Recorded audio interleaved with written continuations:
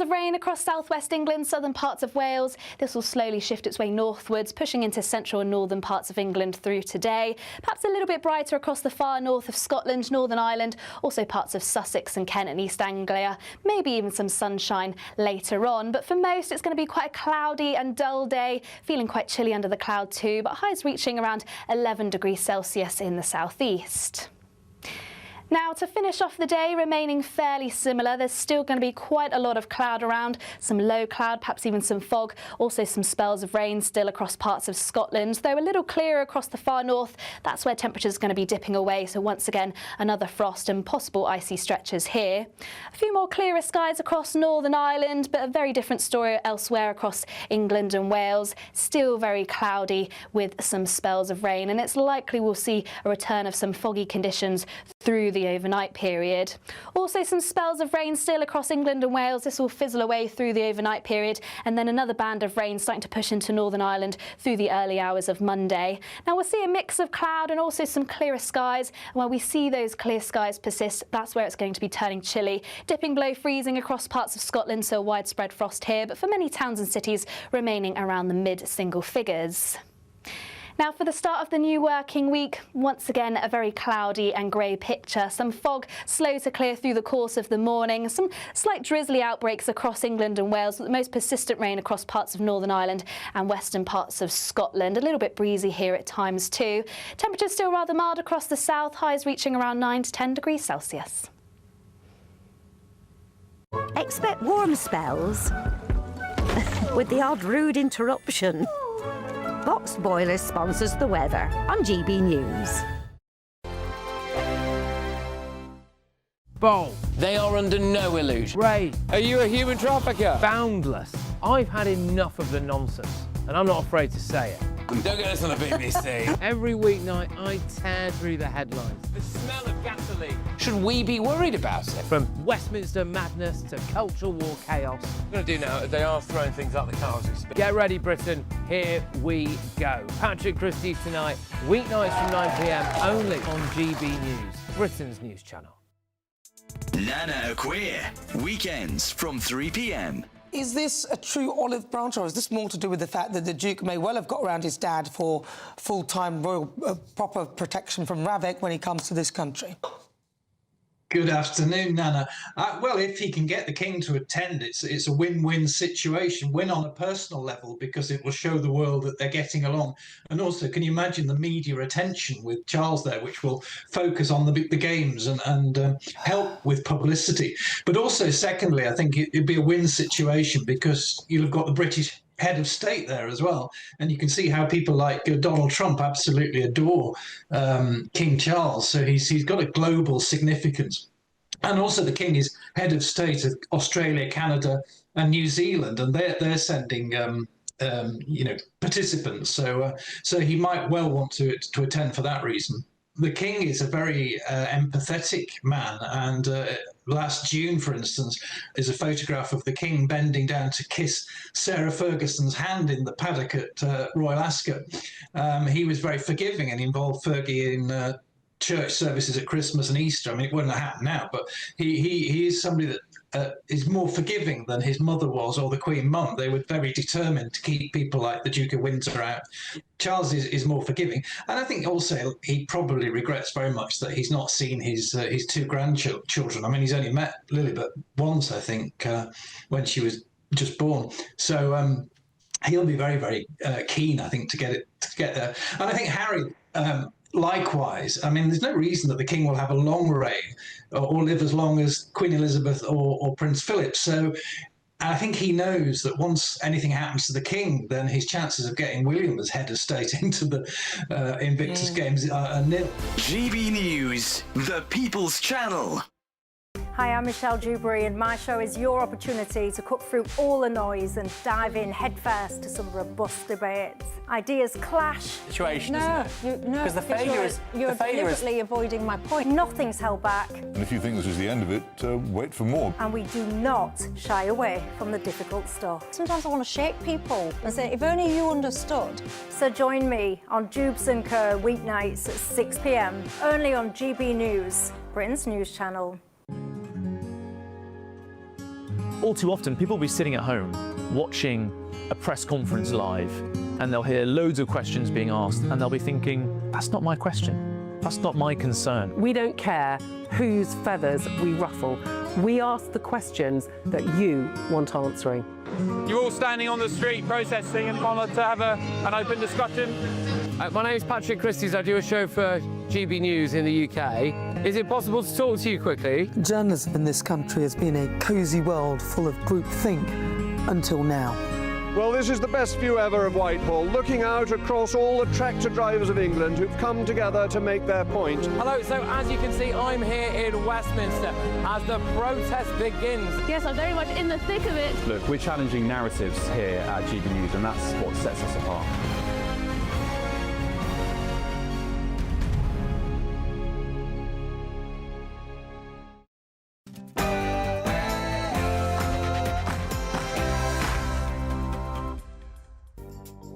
Good morning and welcome to the Camilla Tominey Show. Another huge week in Westminster, yet more government U-turns, defections and the sense that we may be on the cusp of a once-in-a-century realignment of the British right.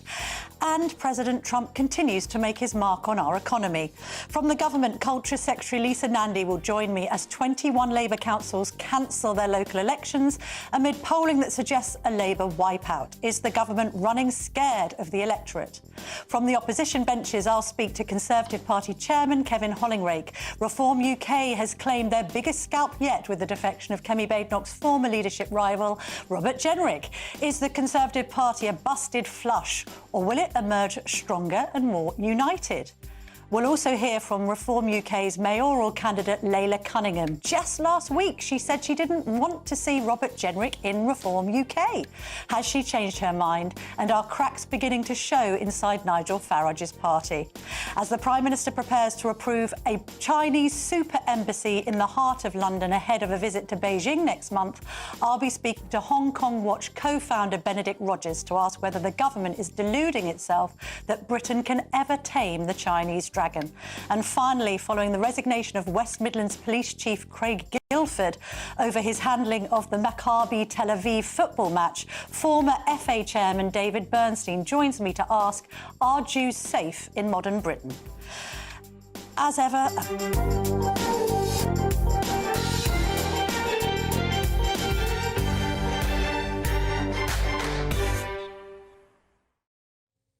I got caught short there. As ever, a very punchy 90 minutes of politics to come. We're shortly going to be joined by the Culture Secretary, Lisa Nandy, but joining me now is the political editor of Times Radio, Anna Mikhailova. Lovely to see you this morning, Anna. I might have to cut you off as soon as Miss Nandy appears, but just to talk about this Greenland thing very quickly, because I'm going to open my interview with that. Has Trump lost his mind? No, he hasn't lost his mind. This is something that within MAGA world is a huge thing. Steve Bannon calls the Arctic. Anna? Hold that thought. I'm going to ask Lisa Nandy that very same question. Lovely to see you this morning, Culture Secretary. Thank you for your time. In light of his Truth Social post on Greenland, Lisa Nandy, has Donald Trump lost his mind? His former National Security Advisor, John Bolton, seems to think so, writing in the Sunday Telegraph, this is the craziest thing he's done yet, and that's saying something.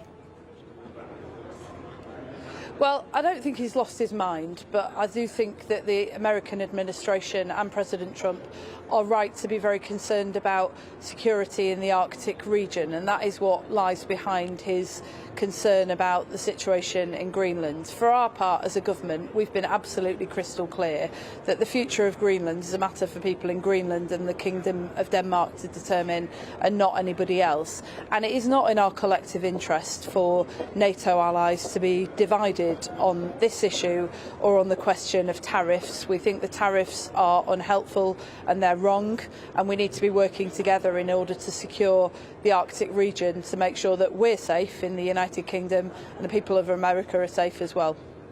Hasn't the Prime Minister and indeed the Labour government slightly undermined their own argument when it comes to the self-determination of Greenlanders and indeed the Danes because you gave away the Chagos Islands? I mean, you didn't make that argument for Chagossians, so why should anyone believe it when the Prime Minister claims he wants to protect Greenlanders? Well, what we did in the Chagos Islands was actually, in fairness, a continuation of what the previous Conservative government had been trying to do but not been able to manage with the Americans, which was to make sure that we cut a deal that enabled us to secure the future of the Chagos Islands as a strategic base and to ensure that our security is protected. That, in the end, is what lies behind all of the decisions that we make as a government, is what is in the interests of the British people. We don't think it's for a moment in the interests of the British people to allow a principle to be established where the future of a sovereign country is determined by the American administration or anybody else. We do think it's in our collective interest to work together to do as the Foreign Secretary was doing just this week over in Norway, increasing our presence there, making sure that we're doubling the number of Marines in the region and working with the Americans, with the Canadians and with our European counterparts to make sure that we deal with the threat of Russian aggression there. OK, let's bring things back to domestic matters. Is another U-turn in the offing on jury trials and scrapping them?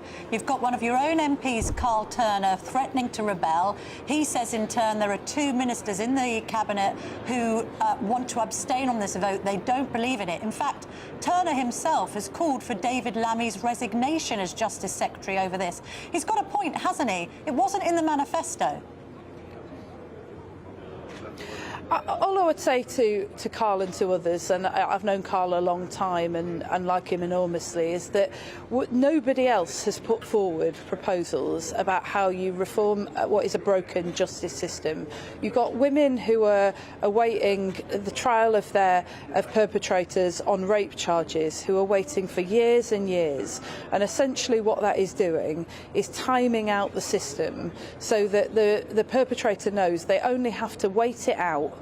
And victims will just give up because it's too hard and takes too long to get justice. That's the situation that people like Robert Jenrick left us with. And what we're trying to do is speed that up, never at the expense of proper justice, never at the expense of making sure we get the right outcome. But at the moment, justice delayed is justice denied for too many people. And we're not prepared to allow that to stand. If Carl Turner or others want to talk about alternatives to fixing our broken criminal justice system, we will listen. We're prepared to hear them, but so far not a single person across the political system has been prepared to grip this, and we are.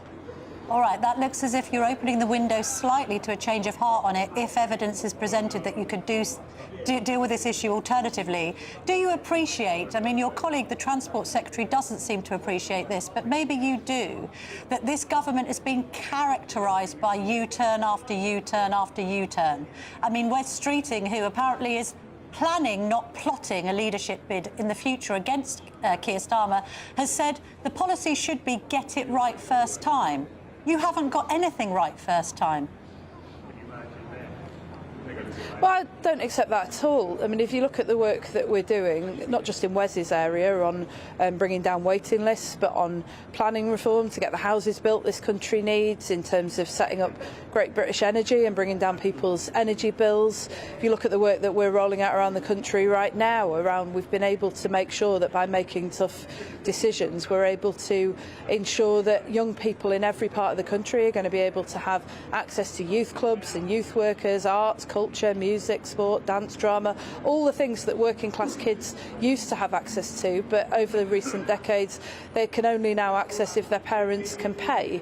Because we're working together, because we're getting it right, we're being able to make sure that those things happen and that people's lives get better. Do I think this has fixed the problem? No, I don't. Is there a lot more to do? Yes, there is. But I don't accept the idea that we can't get it right first time. Most of the time we are getting it right first time, and where we're not, it's because we're listening to people hitting the alarm bell, saying there are valid concerns about the way in which we're going about achieving our objectives. We listen and we change course. I think that's just being responsible and listening to the British people. There have been 13 U-turns since Labour took power, but just on that line you just said about we're working together, Is that credible then when yet again in the Sunday newspapers we've got reports of Wes Streeting briefing against Keir Starmer? Apparently there was this piece in the news statement saying that he was approached by Morgan McSweeney, asked if he was plotting. No, I'm not plotting, I'm planning, as any ambitious minister would. Then we've got talk of Andy Burnham wanting to come up with a dream ticket of him as Prime Minister, Ed Miliband as Chancellor. I mean, dream ticket, that might be some people's idea of a nightmare. So you're not a nest of singing birds, are you? You're a little nest of vipers, all vying. People are all vying to be Prime Minister because Keir Starmer's not doing very well and he's the least popular Prime Minister now in history. Well, I don't agree with that. I mean, you wouldn't expect me to agree with that, but I won't lie to you. It is deeply, deeply frustrating. I opened the papers on, well, you don't open the papers anymore, do you? But I clicked on the app on Saturday with a feeling of just a sinking feeling, because the noise around all of this is really, really frustrating, and I don't want to dress it up for you. It frustrates the hell out of me. You've got people at the moment who have had 15 years of life just getting harder and harder, worrying whether the opportunities that they had will be on offer for their kids, and quite often over recent decades feeling that the answer is no, and we've got one shot to turn that around. I do think, though, to be really clear, I think that the Cabinet is working together really well. I think we're very close. We've known each other for quite some time, and there is nothing like being in opposition for 14 years and having a ringside seat to what is being done to your community to bring you together. So I'd say we're more of the singing birds. Now, who are you frustrated by, though? Wes Streeting? No, I'm frustrated by the noise. I'm frustrated by the people who go and talk about these things and brief against each other, or, you know, leak. I would say leak, but actually most of what I read in the papers bears no relation to the sort of conversations that we have behind closed doors, not just what we say, but the tone of what we say. I'm frustrated by those people, and I just wish they'd stop it. All right, let's move on, because I know time is tight. You talk about people having a front row seat for 15 years of Tory disaster, and yet you're denying 4 million of those people a vote in the local elections in May. Why are you doing that? If you look at the electoral maths, it's because, isn't it, Lisa Nandy, Labour faces losing the seats that is postponed the elections in to reform. So you've done this because you're running scared. No, what we're doing is reorganising local government, and the reason that we're doing it is because a lot of people in the country right now have a really confusing two-tier system of councils, and we think that that's bad for the country. It means that it's not clear who's responsible for what. I mean, many people just wouldn't know who to go to when there was a problem. It means there's often a disagreement about how to sort out problems when they arise, and it's also very expensive. We think we can do better than that as a country. We think we can make it streamlined and much clearer, so that you have one council that you go to who's responsible for sorting out your local problems, and a government who sorts out your national problems. We don't think it makes sense to have loads of elections to positions that won't exist in just a few months or a few years' time. 4 million so people we'll ask are going to be denied their democratic right to exercise a vote on this Labour government. Why shouldn't they exercise a vote on this Labour government almost 2 years into your administration? Just on a democratic point, I take it what you're saying about logistics, but you're denying people their democratic rights. And that's an aberration, isn't it, Lisa Nandy? So, look, I absolutely believe in people's democratic right to express their view, and, you know, having been an MP for 14 years, lost most of those elections that we stood in, and, you know, campaigned on the Remain side for Brexit, and lost that as well. You'll know, Camilla, that I am a staunch defender of people's right to vote for things, even when I disagree with them, and if they do, I will go out and defend their right to do so, and defend their right for that to be upheld. But we've been working, that's precisely why we've been working with local councils, and it's not just Labour councils who've said we think this is a nonsense that will cost us too much money and waste time when we could just get on with reorganising and then holding elections. It's Tory and other councils as well. So we're asking councils to work with us. We're not imposing this from the centre, but we think it serves people better. Can I ask you about the West Midlands former Chief Constable Craig Guilford, who's now been allowed to retire on a full pension? Is that right?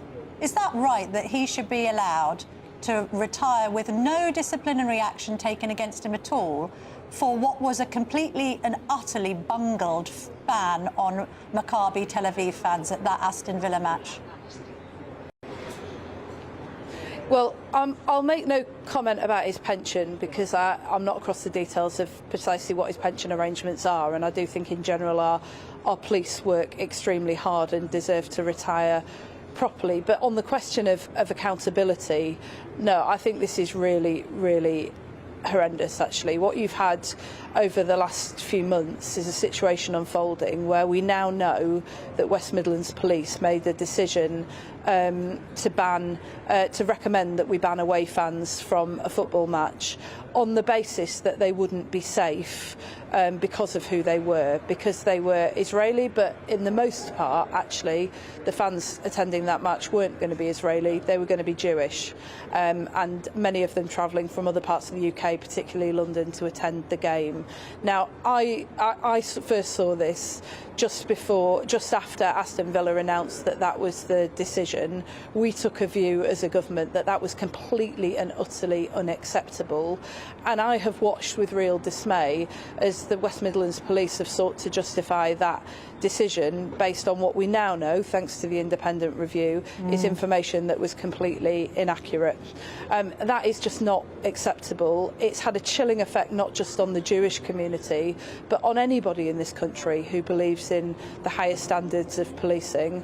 I think it's absolutely right that the Chief Constable has gone, but I think there are still serious questions to answer, and I think I'm probably as troubled as most of your viewers watching this programme about the lack of accountability. Thank you very much indeed for joining me this morning, Lisa Nandy. Coming up next, we are going to be discussing that story actually with the former chairman of the Football Association, David Bernstein, so stay tuned for that. Also going to have our paper review with Anna Mikhailova, who's coming to join us from The Times and talk about what's in the morning papers.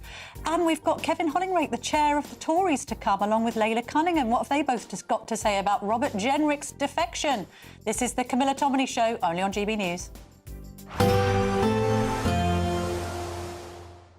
I hope we haven't forgotten anything. Travel insurance, I tick that box. Yeah, but remember what you forgot last year. All Clear Travel Insurance sponsors GB News Travel Destinations Forecast. Storm Harry continues to impact parts of the Mediterranean, bringing in some wet and windy weather here. And actually, there's not a lot of sunshine to go around across parts of Europe. The best of the brightness across central and southern parts of Spain. Here's Storm Harry across the central Mediterranean, bringing in some strong winds, some heavy rain, and at times some thundery conditions. Perhaps a little bit brighter at times across parts of Greece. An improvement in conditions into next week, and temperatures widely in the mid-teens. All Clear Travel Insurance sponsors GB News Travel Destinations Forecast.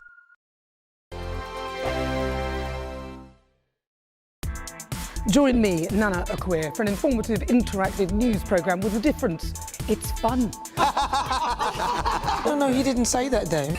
I'm so surprised. I think there's an element of truth to that. Join me from 3 p.m. every weekend, only on GB News, Britain's news channel. Do you trust what you're being told? Good, because neither do I.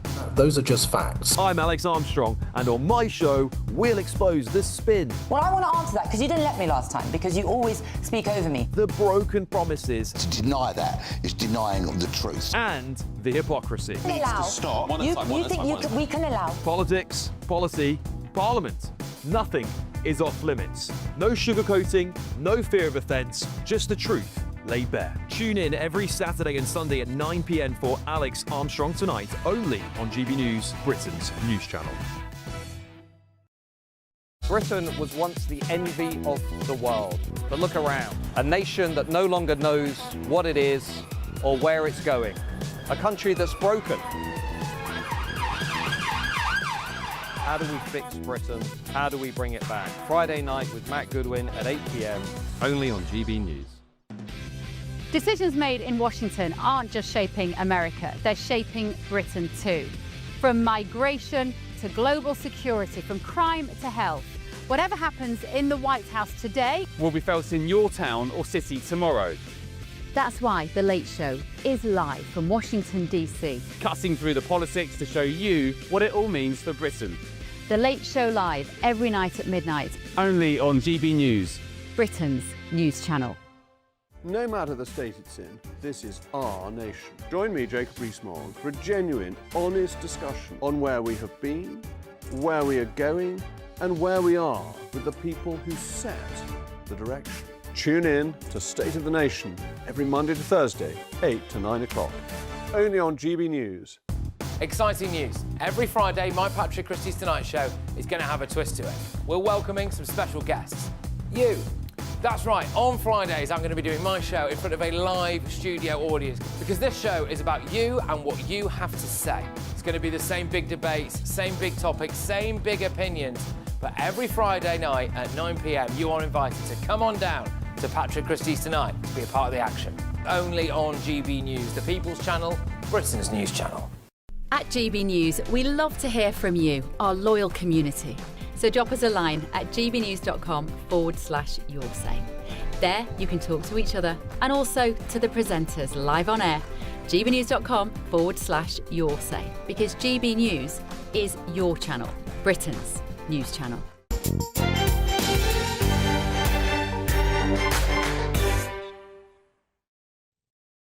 Welcome back. Anna Mikhailova is back in the studio. Sorry, I cut you off so sharply earlier after I spoke to Lisa Nandy.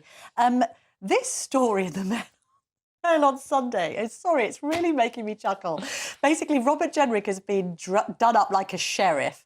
And this is an expose of the memo that the Tories got hold of, knowing he was going to defect at some point. And the Mail on Sunday have described it as having delusions worthy of Alan Partridge. He was going to present himself on advice as a new sheriff in town, Anna. Absolutely, and I recommend anyone tickled by this to actually go on the online version of the story because they've got, helpfully, screen grabs of all these extracts as well, so you can see it for yourself. Love it. He's added his own notes. He's got his own notes. Because they're saying, just to clarify, they're saying, well, this wasn't his memo, this was a memo given to him by advisors. But it's like, well, he's annotated it. Of course. It's given to his advisors as advice on how to handle it all. And what's hilarious about it is, so they say you're the new sheriff in town, you're the biggest cheese they've ever had. Yes. And then, but it's the little details that I find very funny. So they say to him, use humour, it's one of your best skills. Yes. See Robert Jenrick next week at the Astoria doing stand-up. You are the most popular Tory shadow cabinet member, leader in waiting if Kemi ever falls, and the most dynamic politician in the Conservative Party. Well, goodness me, not anymore. Well, I mean, and the thing is, all of those things were true, but putting them down is so embarrassing. Why would you write that down? I know. It's almost like they've written him a script for him to say to himself in a mirror just before being unveiled at Reform HQ. Having said all that, Anna, it isn't just the Conservatives and indeed Reform fighting like rats in a sack, is it? No, and I mean, for all this talk of Jenrick, he is the biggest defection, and it is a very big deal for the right. I thought it was really telling how Nigel Farage immediately was really keen to say, and we've got a Labour person coming next week. Yes. So it's in that big unveiling, in the big press conference, Nigel still didn't want to just make it about the Tories. He's keen to make it clear that it's just not just a backwater for Conservatives. So Reform has been really trailing this Tuesday. We've been busily trying to work out who this defector is, because I'm thinking it's probably somebody that regularly appears on GB News because they would be more mindful of both sides of the argument. You know, it's not going to be some rabid Corbynista, obviously, or some entrenched Labourite that wouldn't dream of aligning with Farage. So we were sort of thinking, could it be Maurice Glassman? No, he likes Shabana Mahmood too much. He's blue Labour and he's a Labour through and through. Could it be somebody like Graham Stringer, you know, a disenfranchised former Brexiteer that doesn't like the direction of Labour travel? It's hard to know. Could it be you suggested, Campbell Savers, who's the Labour MP that has rebelled over the farm tax? Could it be Carl Turner, who's upset about the abandonment of trial by jury? So they've got a lot of MPs who are very unhappy with the government to choose from. Also, a lot of new MPs who are a little bit unknown still and are in more reform-facing seats, who might be looking at that and thinking, well, if I'm thinking about my own career, is this the time to switch if I want to be an MP for longer than 5 years? Or it could be someone who is, I mean, they've said Labour figure, so that could be a donor. We don't really know, but that's exactly what they want us to be talking about. It's not specifically it's a Labour MP, so we might not see a crossing of the floor. We might just see a switching of allegiances. just with regard to, because the Sunday Times has got it, the Mail on Sunday's got it, the Telegraph's got it. Clearly, there is a briefing war going on behind the scenes at Number 10, right? You've got Wes Streeting briefing that he's planning, not plotting, a leadership bid. You've got Andy Burnham's lot all agitating for him to coalesce with Ed Miliband as a future Chancellor, which, I mean, they're calling it a dream ticket. Some people might say that's contrary to the Trade Descriptions Act. Let's see. But what do you make of all that? Well, I thought Lisa Nandy was quite good on that. She was. She said, I've had it up to here with all of this She briefing. says deeply, deeply frustrating, she says. And I like the fact that, because I half expected her to say, when you asked her, what were you frustrated exactly with? I half expected her to say, well, the reports and the journalists. But she didn't. She didn't say that. She said she's frustrated by the actual briefings. And she says, I just wish they'd stop it. I mean, that's as strong as you can get, really. Yes. And, I mean, the most fascinating briefings recently is, you know, you had a couple of days where Number 10 should have been delighted that all the noise was about the Conservatives and reform and are they all one and the same thing, all of these things that play completely into Keir Starmer's hand. And yet you had a cabinet minister go out and tell my colleague Steve Swinford that, and Patrick Maguire, that Keir Starmer should learn a lesson from this and maybe, like Kemi Badenoch sacked Jenrick, he should kick out Wes Streeting. Yes, banish the traitor that is Wes Streeting. What there was a bizarre briefing. I know, that social media meme that had been confected by the Lib Dems, sort of putting him in the traitor's chair. I mean, the thing is, Wes Streeting isn't planning to defect. He's just planning to usurp at some point a Prime Minister who appears to be failing fast. But anyway, all right, hold that thought. Let's just shift before we have to go to the break to another really interesting story. Now, I thought that Molly Russell, who, bless her, took her own life as a 13-year-old girl after being sort of thrown by the algorithm, lots of pro-suicide websites and things, her father, Ian, has campaigned tirelessly on this issue.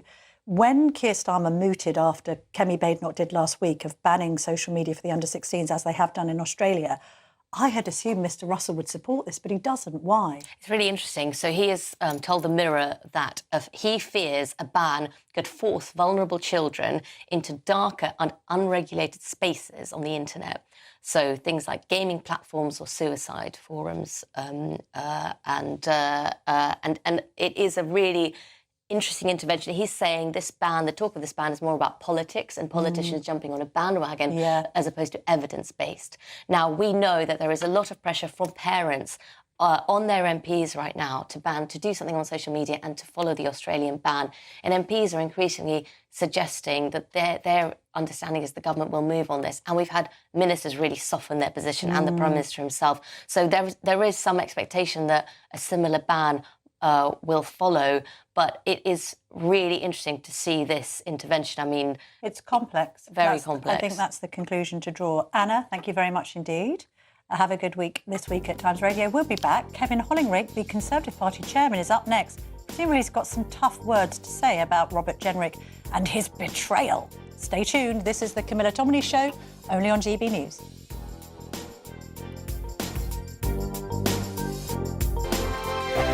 An incredible £85,000 in tax-free cash could be yours. Hi, I'm Jane. I won £54,321 with the Great British Giveaway. Oh, definitely please enter. It is real, and that one text has just made my life 100% better. For another chance to win £85,000 cash, text cash to 63225. One entry costs £2.50 plus one standard network rate message. Or text bonus to 63225. 5 entries cost £5 plus one standard network rate message. Go to gbnews.com/win. Entry start at £2.50. Call 0903 686 3232. Calls cost £2.50 plus your network access charge. Or post your name and number to GB18 PO Box 8690 Derby DE1 9TT. UK only. Entrance must be 18 or over. Lines close at 4 p.m. on the 30th of January. Please check the closing time if listening or watching on demand. Good luck.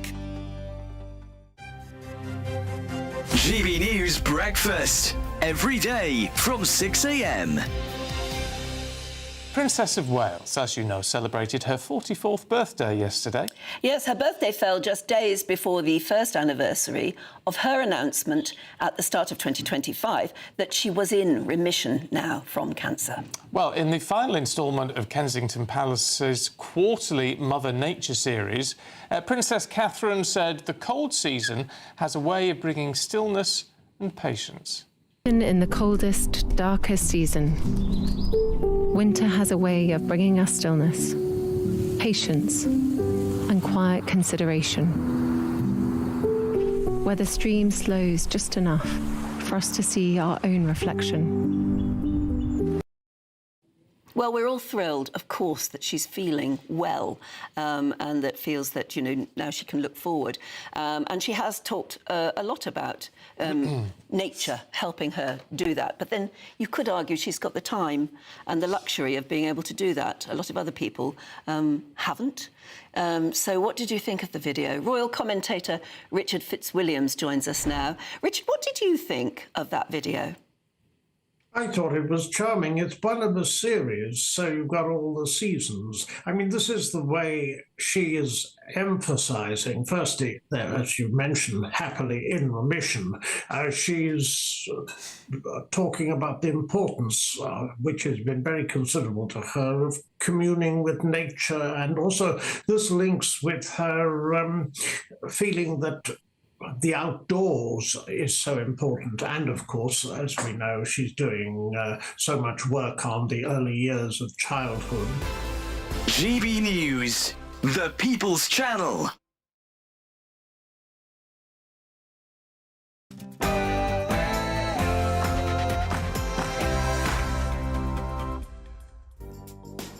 Welcome back to the Camilla Tominey Show on GB News. Lots more still to come. We're going to be hearing from the Conservative Party chairman, Kevin Hollingrake, on whether the Conservatives can recover from Robert Jenrick's defection to Reform UK. And we'll have that party's mayoral candidate, Layla Cunningham, joining me amid questions over internal tensions inside Nigel Farage's party. Benedict Rogers from Hong Kong Watch will provide expert insight into the controversial Chinese super embassy in London. There were protests outside the embassy yesterday.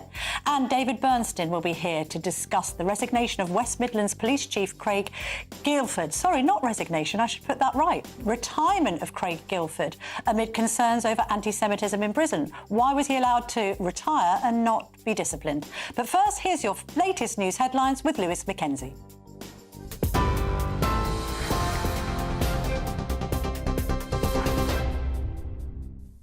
Thank you very much, Camilla. Good morning. It's just after 10 o'clock. Here are your latest GB News headlines. Sir Keir Starmer has condemned Donald Trump as completely wrong for igniting a trade war with Britain in an attempt to force a deal on Greenland. In the biggest crisis in US-UK relations since the Labour leader became Prime Minister, the US President announced a 10% tariff on all goods sent to the US by Britain and its European allies from the 1st of February. If Britain and other European countries don't agree to let him take control of the Danish territory, the levy will rise to 25% on the 1st of June. The Prime Minister says he will be pursuing this directly with the US administration. A new report from doctors in Iran, as seen by the Sunday Times, says at least 16,500 protesters have died and 330,000 have been injured. The figures compiled from 8 major hospitals and 16 emergency departments revealed most of the victims are believed to be younger than 30 years old. The Islamic regime imposed a near-total internet blackout on the 8th of January, plunging Iran into a digital darkness, a move widely seen as an effort to hide the reported killings and prevent images from spreading outside of the country. US President Donald Trump recently urged Iranian demonstrators to keep protesting and threatened military intervention if security forces continued killing them. It's been reported 2 Labour ministers are, quote, ready to quit over David Lammy's plans to scrap some jury trials. The Justice Secretary has faced backlash from lawyers and MPs over plans to drop jury trials for offences which a likely prison sentence of 3 years or less. Carl Turner, a former Shadow Attorney General who is leading the fight against the plans, told The Telegraph, 2 ministers have come up to me separately in the last few weeks saying that if they can't abstain, they will resign. In the last hour, Culture Secretary Lisa Nandy spoke to Camilla Tominey on her programme. You've got women who are awaiting the trial of perpetrators on rape charges, who are waiting for years and years.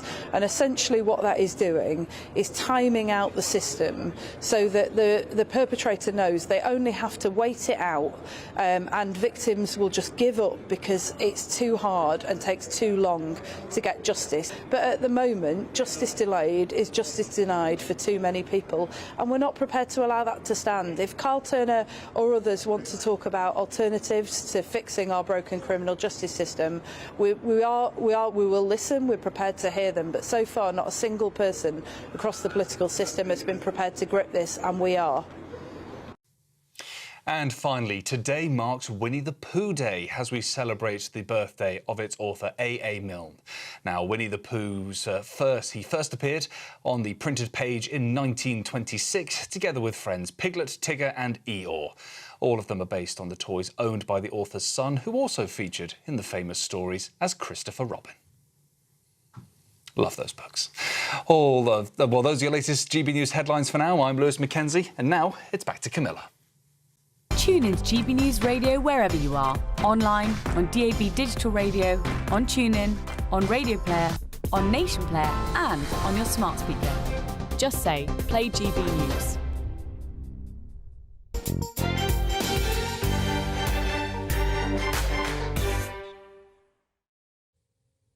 Thank you, Winnie the Pooh fan Lewis. Now, joining me is Kevin Hollingrake, MP, Conservative Party Chairman. What a week you've had, Kevin. Glad to see that you're still standing. Now, Robert Jenrick, your former Conservative colleague, has said this. Both main parties, he means the Conservatives and Labour, broke Britain. Both parties, if judged by their actions, are committed to a set of ideas that have failed and are failing. On the Tories' failed Britain point, he's not wrong, is he? Well, we've got our challenges, there's no doubt about it, Camilla, and we've never shied away from those. What I'm surprised about, Rob, is that, OK, if we were oblivious to some of these things, if Kemi Badenoch was oblivious to some of these things, then that would be one thing. But there's no basic policy differences between Rob Jenrick and Kemi Badenoch, and increasingly Kemi is seen as somebody who really is cutting through, who people do take seriously, and is an authentic, strong, optimistic leader that people want to see for this country. So there's no dispute there. I think it's clear if you look at it. So Kemi's succeeding. We've got the same policy ideas, the way to tackle some of these problems in society. So why has Rob decided to defect in the most damaging way possible? And that's ultimately because of Rob's personal ambition. I think you've got to. Well, he says it's because price that into what he says, I'm afraid. All right, he says it's because you don't get it and you aren't sorry enough. That's just absolute nonsense. I mean, I've said sorry on your programme and lots of other programmes for what went wrong previously. We did some good things in 14 years, but we made some fundamental mistakes. And Kemi admits that. And the party's under completely new leadership. It needs somebody strong. It needs somebody who's not going to avoid some of these critical issues. But it also needs someone who's authentic and optimistic. And that's what Kemi is. I think running around all the time saying Britain is broken. What message does that send to the rest of the world and to the young people within this country? Of course, we've got problems, but we can fix them. But there's a contradiction at the heart of what you're saying, because if he's doing this for personal ambition, that means that he didn't think he could win his seat in Newark next time around as a Conservative, because the Conservative have tanked in the polls following a historic general election defeat. Therefore, the reason he's left you, if he is personally ambitious, is because you're losers. Well, I mean, I don't agree with that as a premise anyway. We are improving in the polls. Kemi's the most popular leader now amongst all the major party leaders. We're the most trusted on the economy, which will be increasingly important as this current government makes a further mess of it. So I think that the polls will change further than they have done already. But I must say, as a point of principle, you don't choose a party on the basis the one who's most likely to win in. You do it on the basis of values. And what the Conservative Party is very clear on its values. We are strong on the economy, always have been. We're sensible, fiscally prudent where reform is not. They want to lift things like the cap on two-child benefit, for example. And Rob knows that. He's often spoken out about reform shortcomings in these areas, but also was strong on the other things that matter in terms of our borders or our country. And you've got a proper leader. So I don't agree with the whole premise of if Rob's trying to make that argument, you stand and fight. You don't run for the hills when times are tough. But you say you've got a proper leader. Are you saying Nigel Farage isn't a proper leader? I mean, he's saying that on May the 7th, you're going to be wiped out. You're saying, oh, well, she's very popular and you're doing better in the polls. OK, you're above Labour, but that's not saying much, is it? Well, listen, Nigel Farage is a very good communicator and has his strengths. I've never tried to run away from that particular point. But the reality is, in policy terms, he consistently produces policy which he later then trashes, evidenced by his 2024 manifesto, which he stood on, of course. And now he says was a work of fiction. So what you need to run a country is a team, a good team of people, not a one-man band. And I think that's critically Nigel Farage, even if he gets some people in it who supposed on the face of it could help, generally they tend to fall out with Nigel Farage later on down the track. Well, now, I only don't time will tell on that. The May elections are going to be tough as Conservatives because we're still rebuilding, but we are rebuilding. And we're getting people are more and more interested in Kemi and they like what they see. So I think the more people see Kemi, see our policies, see that we've got a strong team who can deliver and execute on Kemi's priorities, the more people will decide to return to the Conservative Party and that we have the solutions to the problems this country faces. OK, Badenoch said in an interview with the Sunday Telegraph, in fact, I wrote it yesterday, that it's in the paper this morning, that she thinks you're going to win more seats on May the 7th than you did last time. Isn't that a bit deluded? Do you believe that?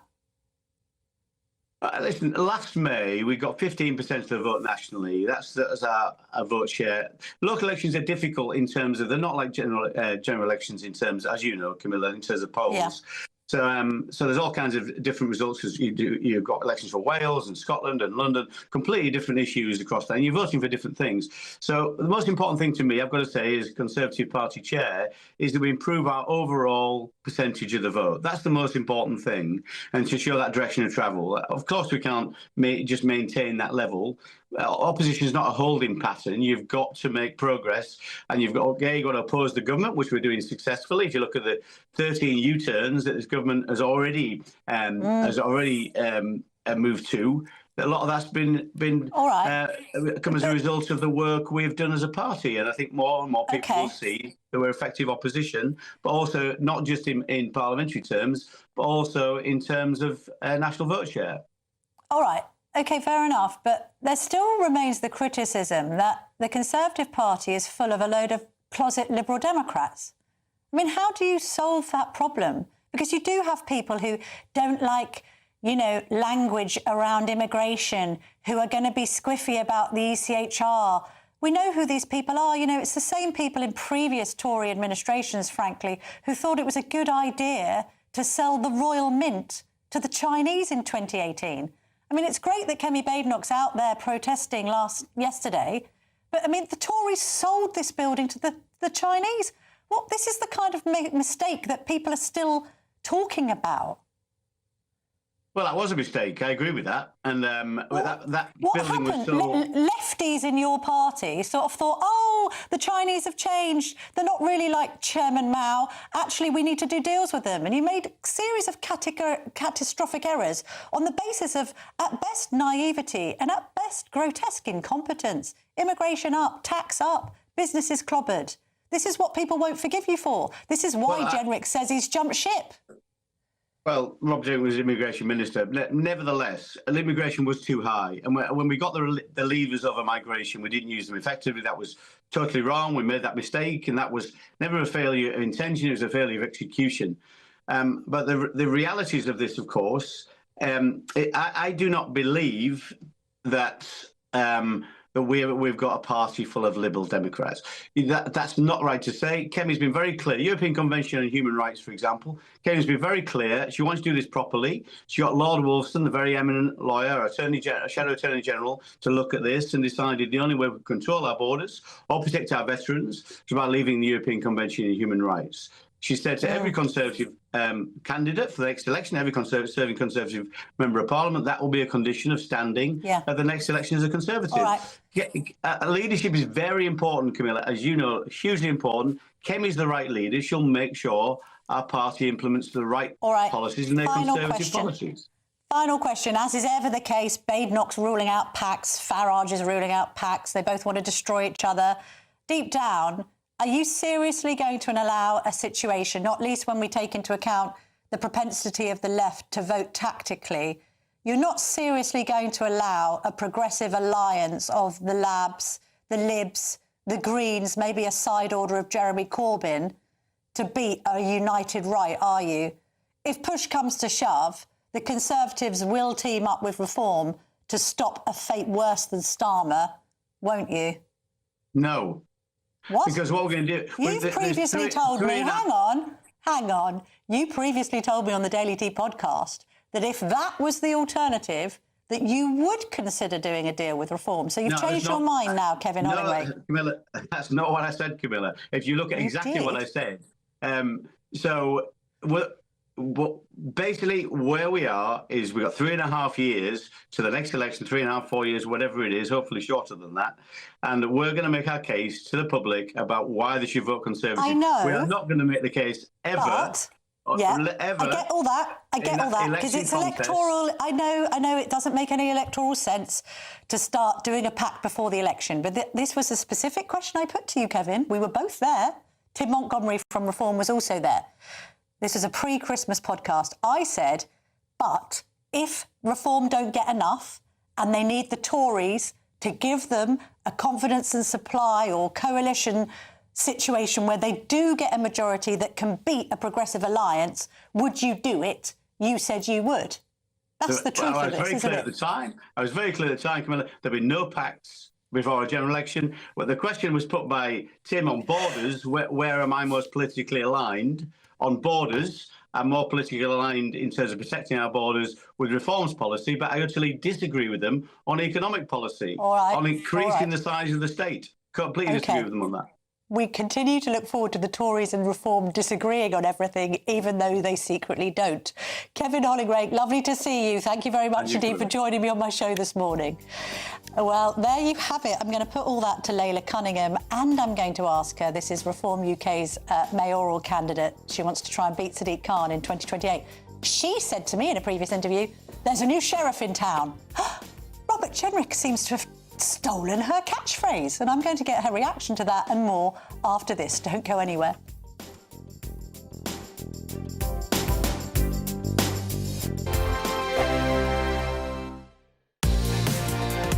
Mornings don't have to be tiresome, especially if you have the right company. Wake up to news as it happens, opinion and debate, and of course, a little bit of entertainment too. Because when the kettle's on, we're on. That's Breakfast on GB News, a show worth waking up for. Every morning from 6 a.m. Only on the People's Channel, Britain's news channel. We'll spread the news, you spread the word. From the school run to the home run, watch a new show for all of Britain. He can say whatever he wants. A straight-talking show where all voices are heard. And, you know, when are we going to stop talking about smashing the gangs and actually do it? With the stories that matter from every part of our country. There's a bit of a crash landing there for your Chancellor. Bold, fearless and standing up for you. That's me, Martin Daubney, 3 p.m. till 6 p.m, weekdays, here only on GB News. The People's Channel, Britain's news channel. Westminster's full of talk, but out here, it's the real world. Am I allowed to talk now? No, that's it. This is where it matters, real people and real lives. That's what politics is all about. In fact, has Trump made a good start? No. Straight answers, no spin, and just a couple of pints. How many fingers have I got up? About 10. So join me for Lee Anderson's Real World every Friday at 7 p.m, only on GB News. The People's Channel, Britain's news channel.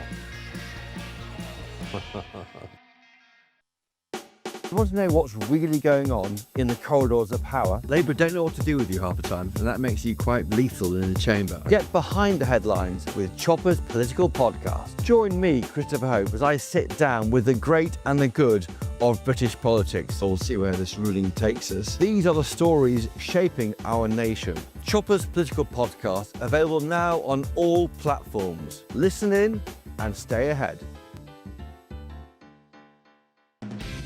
Decisions made in Washington aren't just shaping America, they're shaping Britain too. From migration to global security, from crime to health. Whatever happens in the White House today will be felt in your town or city tomorrow. That's why The Late Show is live from Washington, D.C. Cutting through the politics to show you what it all means for Britain. The Late Show live every night at midnight. Only on GB News, Britain's news channel. Bold. They are under no illusion. Ray. Are you a human trafficker? Boundless. I've had enough of the nonsense, and I'm not afraid to say it. Don't get us on the BBC. Every weeknight, I tear through the headlines. The smell of gasoline. Should we be worried about it? From Westminster madness to cultural war chaos. What we're going to do now is they are throwing things out the car as we speak. Get ready, Britain. Here we go. Patrick Christie tonight, weeknights from 9 p.m, only on GB News, Britain's news channel.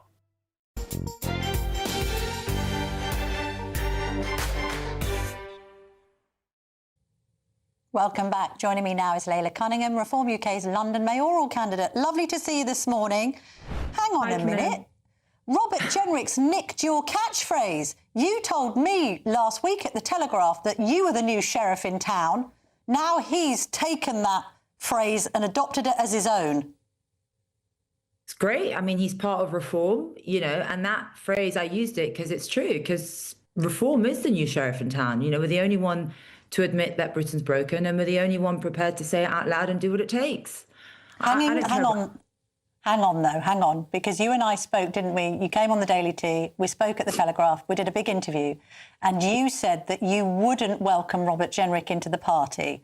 You said, and I quote, "I don't feel that the Conservatives have atoned for their sins.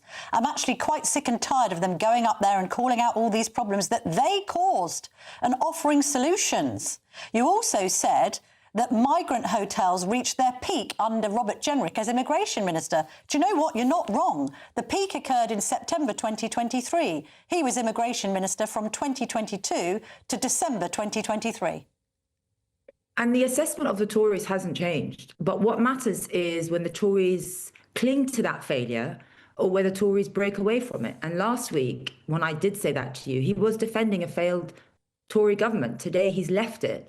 And he eviscerated it, you know, acknowledging, well, he did, you know, and what really stuck with me was when he said that they are so complicit, they are so compromised that they no longer speak, they no longer can speak for the British people.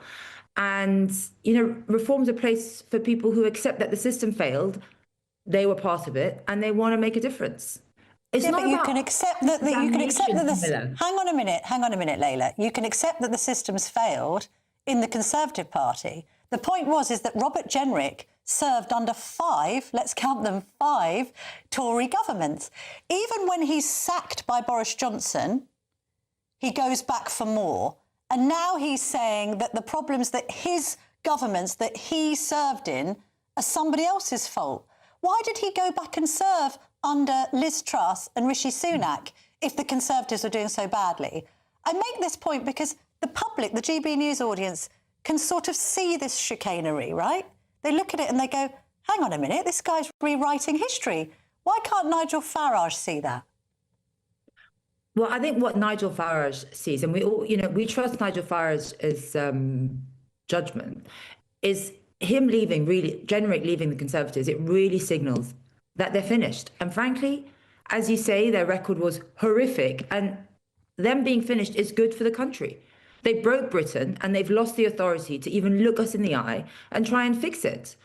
And what matters by him leaving is that it strengthens our project, which is led by Nigel Farage, and it helps deliver a reform government. And that is unequivocally in the national interest of the country. It's not about me. It's not about whether I'm pleased or displeased. It's about what it represents. And it represents the final acknowledgement that the Conservative Party not only do they no longer speak for the country, they can no longer speak for the country because they are so complicit. And that clarity, I think, is healthy for democracy and it's healthy for the party.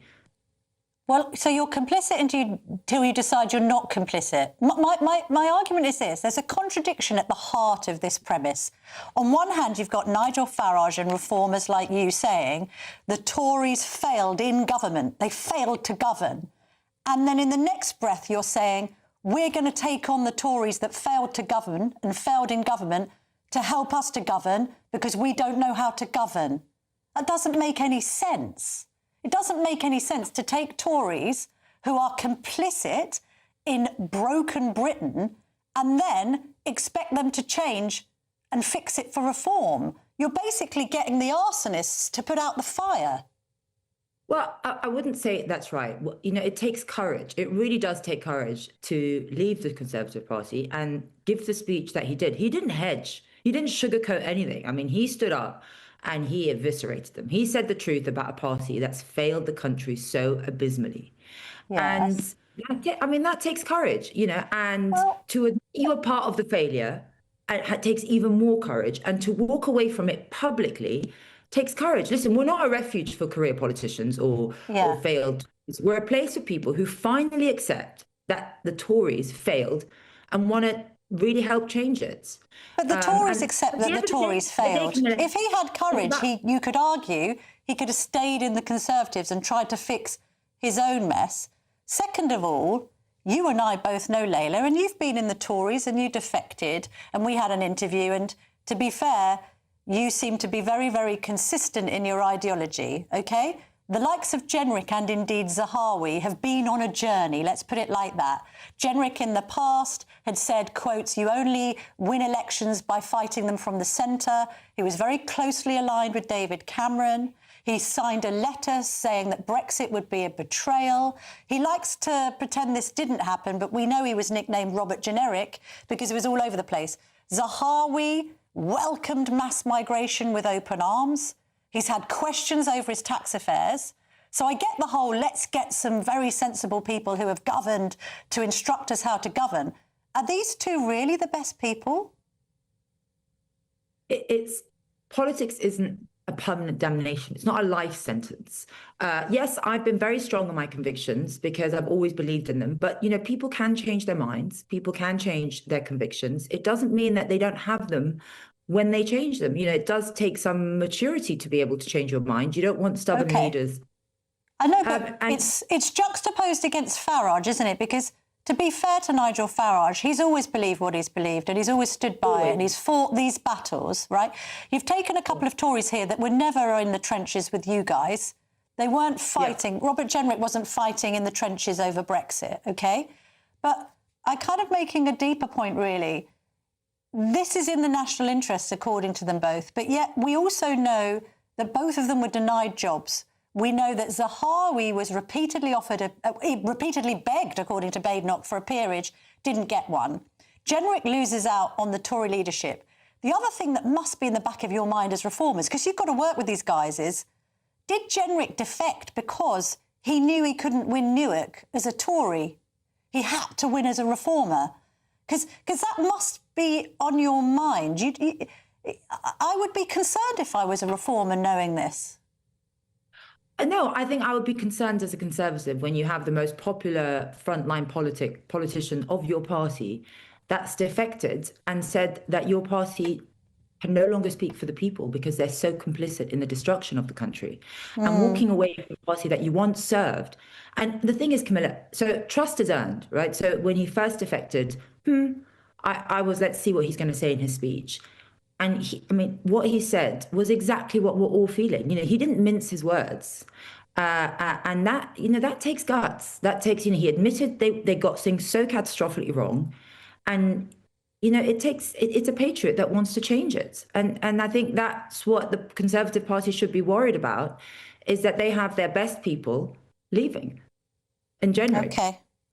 Let's move on to one London-related matter, because you are fighting Sadiq Khan. You want to take him on in 2028 and win the mayoralty from... that will be his 4th attempt, I think, at mayor, won't it? Because he's done 3 terms.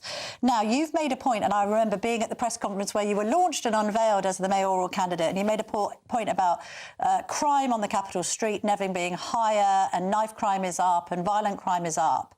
It does slightly debase your argument to read that homicides are down to a record low, doesn't it? So fewer homicides in London now than in New York, Berlin, Milan or Toronto, of all places.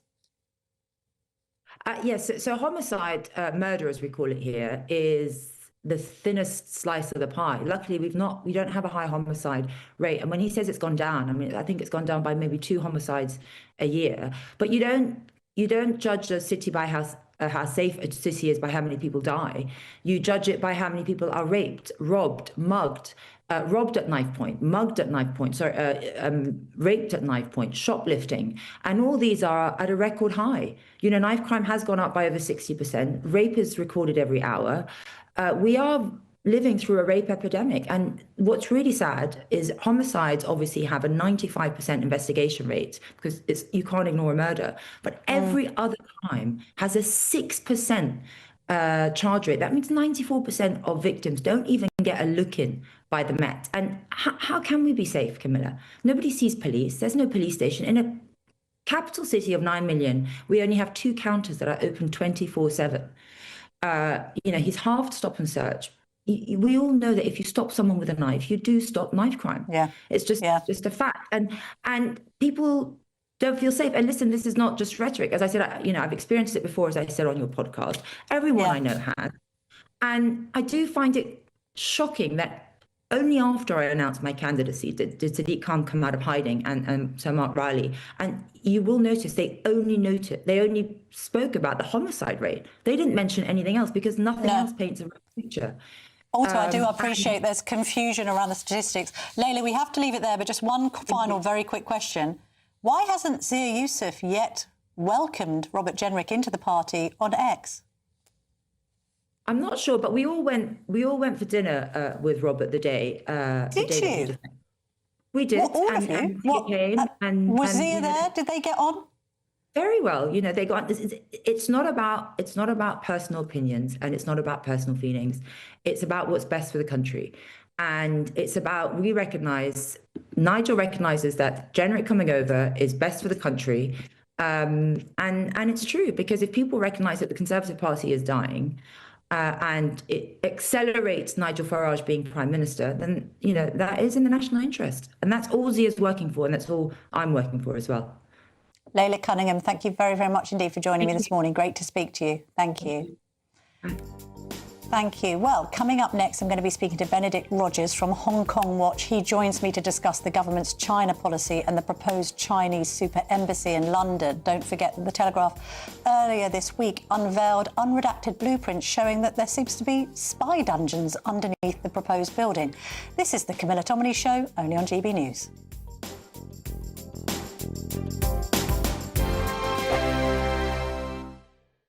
Hello there, good morning. Welcome to your GB News weather update from the Met Office. Quite a grey and murky start to the day, some fog rather slow to clear in places, and quite a cloudy Sunday on offer, some spells of rain, though we are likely to see a little bit of brightness later.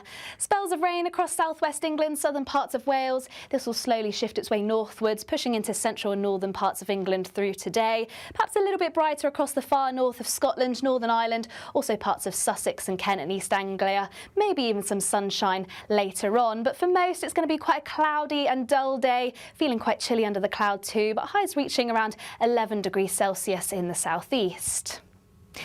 Now, to finish off the day, remaining fairly similar, there's still going to be quite a lot of cloud around, some low cloud, perhaps even some fog, also some spells of rain still across parts of Scotland, though a little clearer across the far north. That's where temperatures are going to be dipping away, so once again, another frost and possible icy stretches here.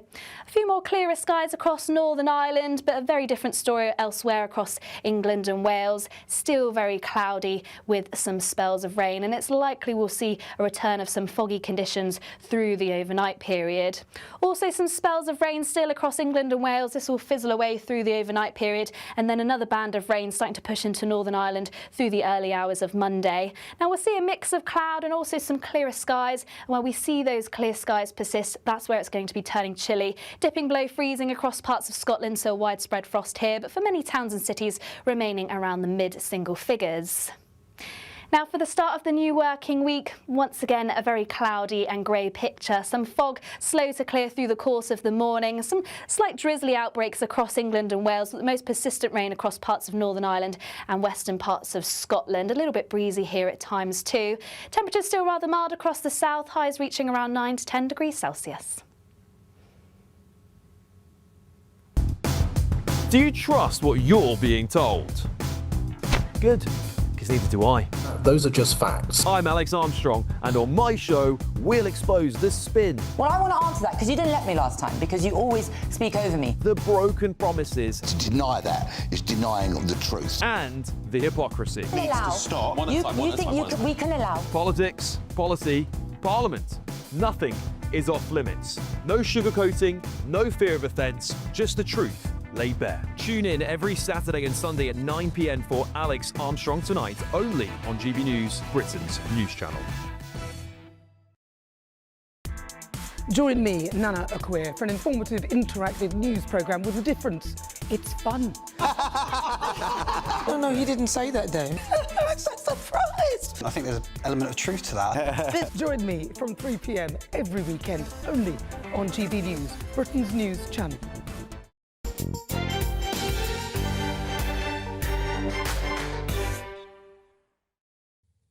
Welcome back. Right, let's talk about this Chinese super embassy that looks as if it's getting the green light on Tuesday, despite serious concerns. Benedict Rogers, who joins me in the studio, is a human rights lawyer and co-founder of Hong Kong Watch. Lovely to see you this morning. You were at this protest yesterday. Just tell me, what was that about? How many people attended, and what were you trying to achieve with that? Well, it was a protest against the proposed Chinese mega embassy, which there's a lot of evidence coming out that suggests it will be a hub for espionage and also for transnational repression. And there were, I would say, several thousand people there. Kemi spoke, Ian Duncan Smith spoke, a number of other politicians spoke. I spoke alongside them. And it was, I think, a very powerful demonstration. Do we think this thing can be stopped? I mean, it's extraordinary. Three things are extraordinary. First of all, that the last Conservative government sold this site to the Chinese in 2018, OK? The Royal Mint. It's historic. It's right next to these cables that run from the City of London to Europe and the rest of the world. Madness. Exactly. Point two, it's nuts that it's even being considered, as it was on the basis of redacted plans.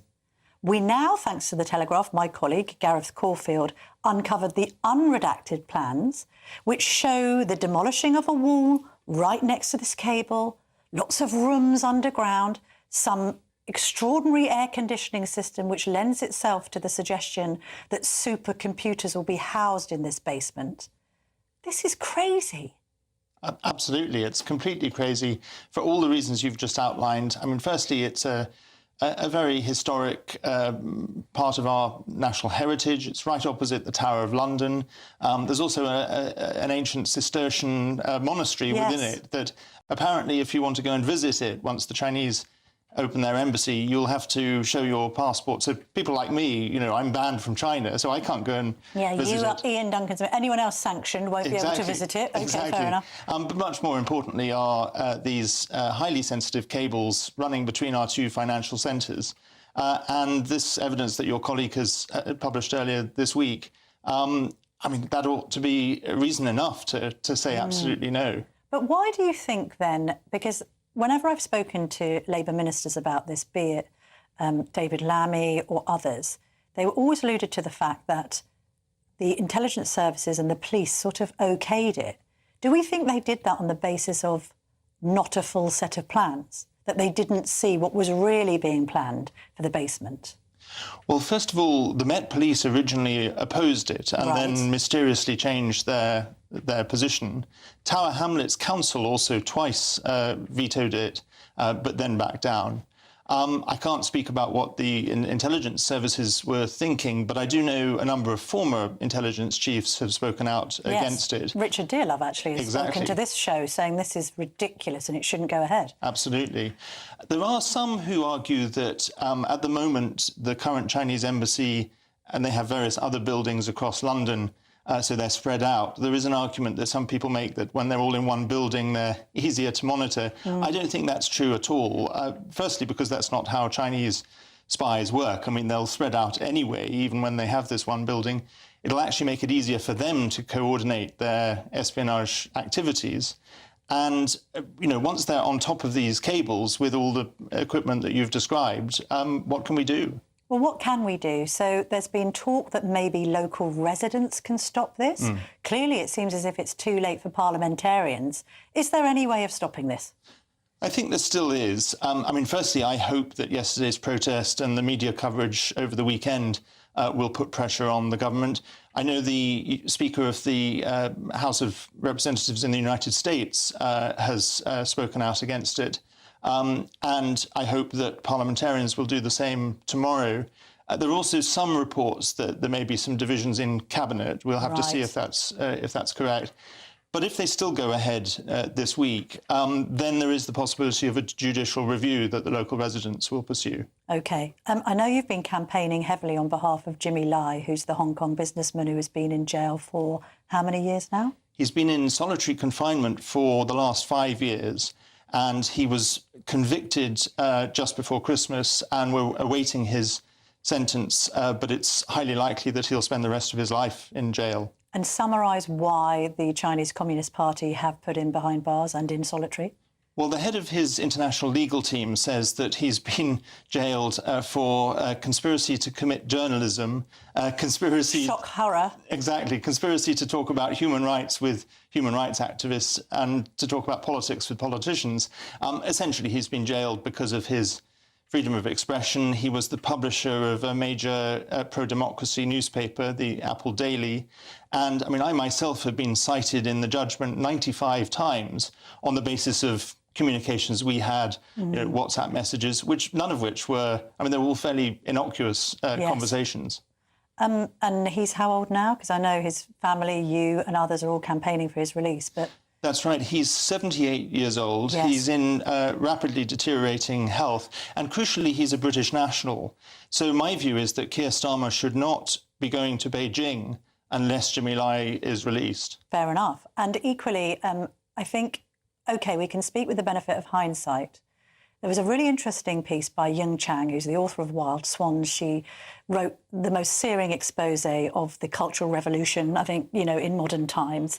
And she wrote for The Spectator over Christmas saying, "Be under no illusions. President Xi isn't very different from Chairman Mao.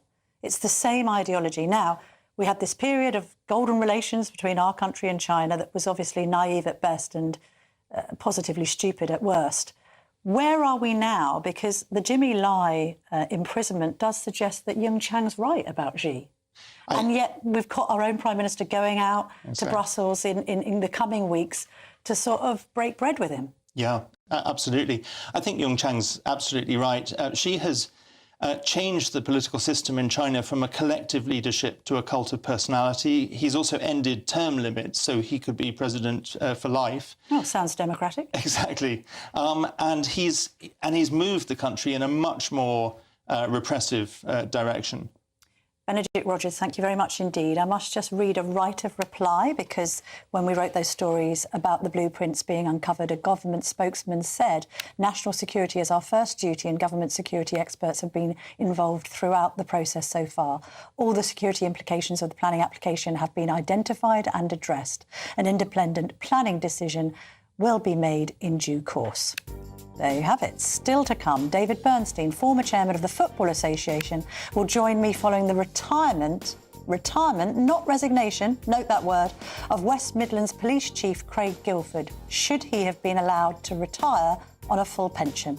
This is the Camilla Tominey Show, only on GB News. I forecast a perfect holiday in the sun. Weather looking good then? For sure, and no worries about our travel insurance. All Clear Travel Insurance sponsors GB News Travel Destinations Forecast. Storm Harry continues to impact parts of the Mediterranean, bringing in some wet and windy weather here. And actually, there's not a lot of sunshine to go around across parts of Europe. The best of the brightness across central and southern parts of Spain. Here's Storm Harry across the central Mediterranean, bringing in some strong winds, some heavy rain, and at times some thundery conditions. Perhaps a little bit brighter at times across parts of Greece. An improvement in conditions into next week, and temperatures widely in the mid-teens. All Clear Travel Insurance sponsors GB News Travel Destinations Forecast. Britain was once the envy of the world. But look around. A nation that no longer knows what it is or where it's going. A country that's broken. How do we fix Britain? How do we bring it back? Friday night with Matt Goodwin at 8 p.m. Only on GB News. GB News Breakfast. Every day from 6 a.m. Have you ever heard of the Vegetable Orchestra? Well, I have. Well, you might have seen King Charles. Yeah, we saw the King. Well, yeah, of course we didn't. He was playing his carrot. Well, this is the very orchestra that he played with. So should we have a listen? I think we should. That's what they can do, because believe it or not, they are playing their vegetables to make music. Take it away.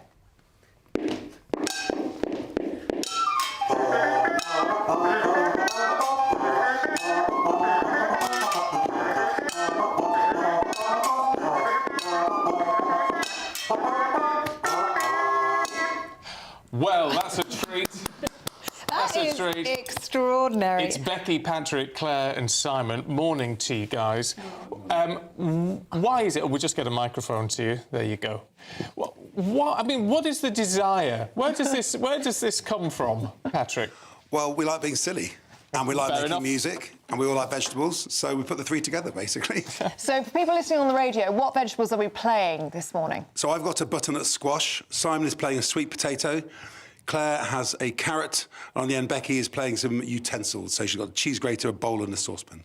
Very good. And how do you get the sound out of the vegetable? Are they hollowed through? Yeah, so these two instruments here on the end are like brass instruments. So we've got mouthpieces made of carrots, which we just buzz against using our lips. And then we've got a carrot recorder, which is made completely like a proper recorder would be made. And it sounds like a recorder. It is just a recorder. Yes, we could hear it from in here, as in the newsroom. See, what I'm intrigued by is, were you up this morning making your instruments? How fresh are they? Well, I was making it in the kitchen, just out there, yeah. So you got a bit of a mess to clean up. Oh, that's sorry. fine. That's fine. I'm quite good at cleaning up. GB News, the People's Channel. No matter the state it's in, this is our nation. Join me, Jacob Rees-Mogg, for a genuine, honest discussion on where we have been, where we are going, and where we are with the people who set the direction. Tune in to State of the Nation every Monday to Thursday, 8 to 9 o'clock. Only on GB News. Britain deserves a newsroom that puts the facts and your voice first. Well, and that's what you get on GB News. Lively debates, lively conversation. And we're not afraid to hold power to account. And each other. So join me, Andrew Pearce. And me, Miriam Cates, for Britain's Newsroom, weekdays from 9:30 on GB News.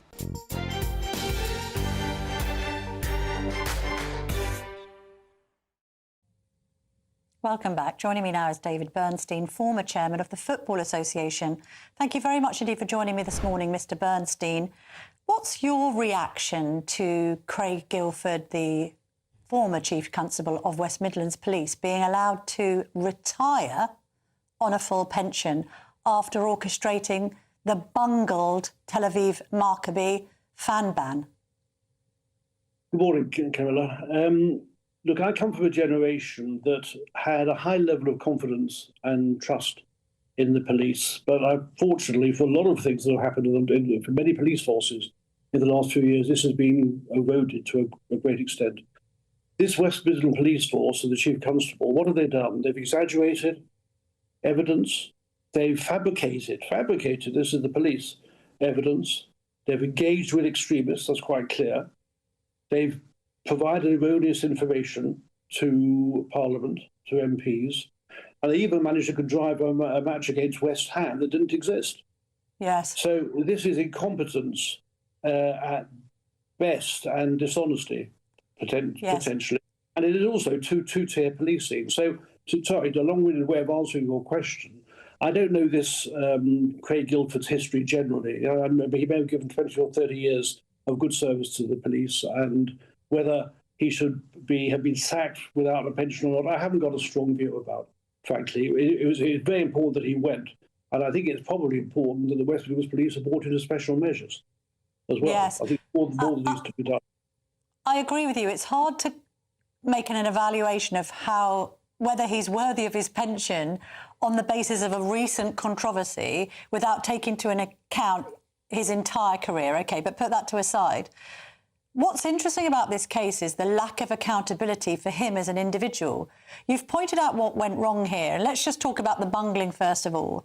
So we find out today that the minutes of a meeting with police in the Netherlands, which suggested that Tel Aviv fans had misbehaved at a match over there, those minutes have been lost, and subsequently the mayor of Amsterdam said that never happened. We then have the police relying on an AI hallucination of a match that was purported to have taken place with West Ham when it didn't.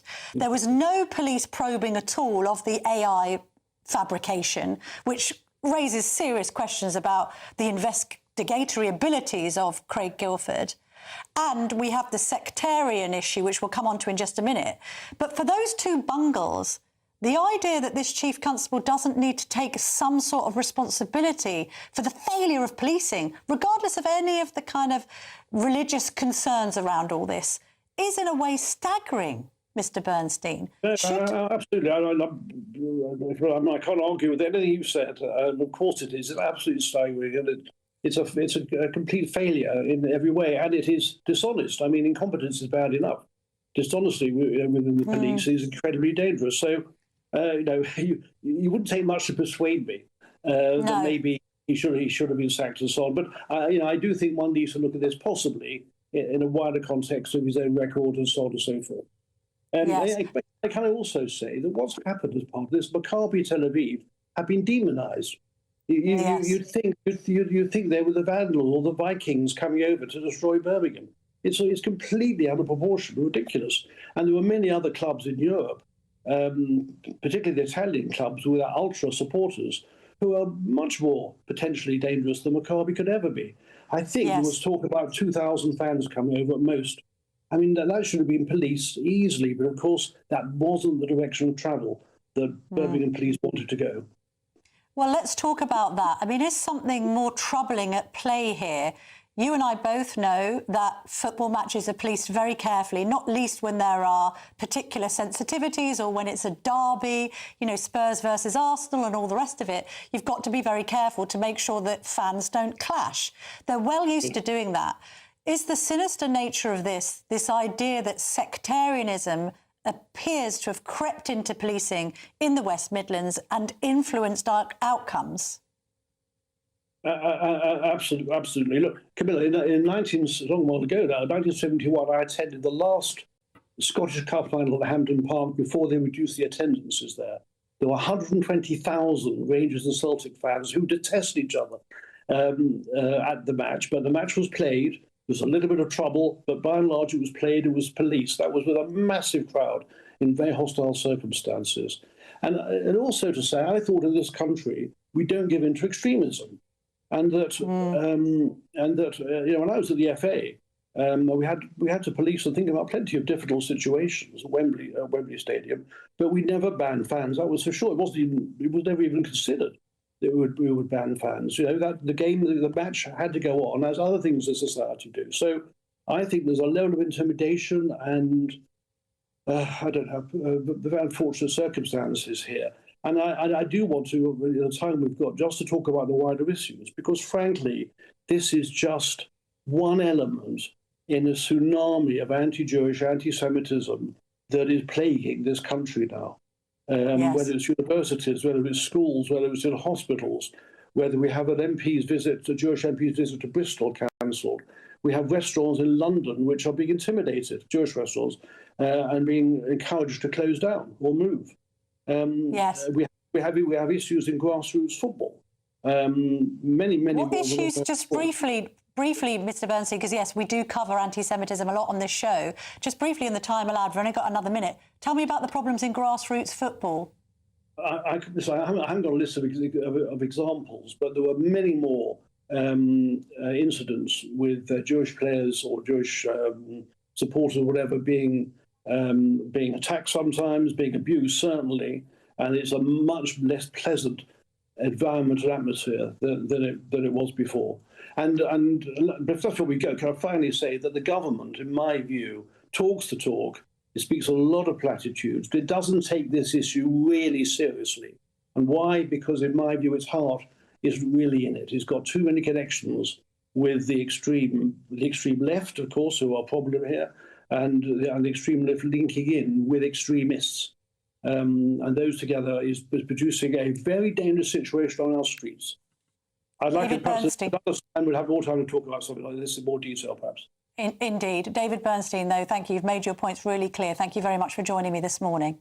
Former chairman of the Football Association there. In its response to the criticism, West Midlands Police said it was extremely sorry for the errors, adding none of this was done with an intent of deliberate distortion or discrimination.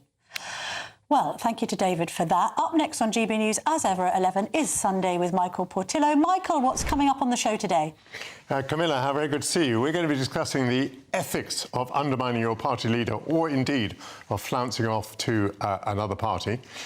With Donald Trump having his eye on Greenland, we're going to be discussing times in the past when the United States made enormous purchases of the thresholds of the Mississippi and Missouri and, indeed, of Alaska, and the rivalry of J.M.W. Turner and John Constable, two landscape painters. I have a special report on that from the Tate Britain.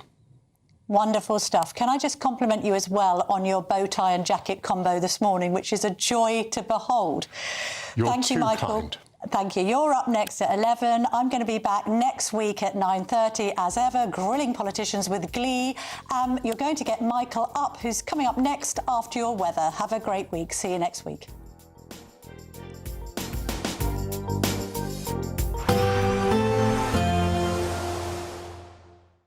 Expect warm spells with the odd rude interruption. Box Boiler sponsors the weather on GB News. Hello there, welcome to your latest GB News weather forecast from the Met Office. A lot of cloud through today. Some of us will be lucky and see a little bit of sunshine, but also some rain and drizzle and mist and murk in places too. We're generally between weather systems at the moment, but this weather front will give an increasing risk of some rain and drizzle across parts of England and Wales today. Quite dull and damp, quite dark too, but a few places will see some sunshine across East Anglia, down into Kent, a few glimmers here. Also parts of Northern Ireland and northwest Scotland seeing some blue skies from time to time. But for the vast majority it will be a cloudy day. Light southerly winds, quite dull and grey. Temperatures generally 7 or 8 degrees for most, but maybe 10 or 11 degrees across southeast England where we see some of those brighter breaks. This evening time, a bit of a west-east split across Scotland. In the west, some clear spells here, temperatures dropping close to freezing. In the east, a lot of cloud, rain and drizzle too, and some mist and murk around the coasts and over the hills. Dry across Northern Ireland with clear spells, but much of England and Wales remains cloudy, misty and murky, some hill fog, rain and drizzle continuing as well. As we head overnight, very little changes. Generally a lot of cloud around across the whole of the UK, rain and drizzle in places. Another weather system moving into parts of Northern Ireland, western Scotland during the early hours to give some further rain here. Where we do see any clear spells overnight, temperatures may dip close to freezing, but with the cloud and patchy rain around, for most temperatures around 4 or 5 degrees. So it does mean Monday starts off grey for many. There will be glimmers of sunshine in places, perhaps again southeast England starting bright, but for most grey with further rain and drizzle in places, quite murky and misty. So there could be some tricky travelling conditions if you are going over the higher ground. Best of the sunshine likely across central parts of Scotland. For most, temperatures near average, perhaps slightly above in the southeast. Expect warm spells with the odd rude interruption. Box Boiler sponsors the weather on GB News. An incredible £85,000 in tax-free cash could be yours. Hi, I'm Jane. I won £54,321 with the Great British Giveaway. Oh,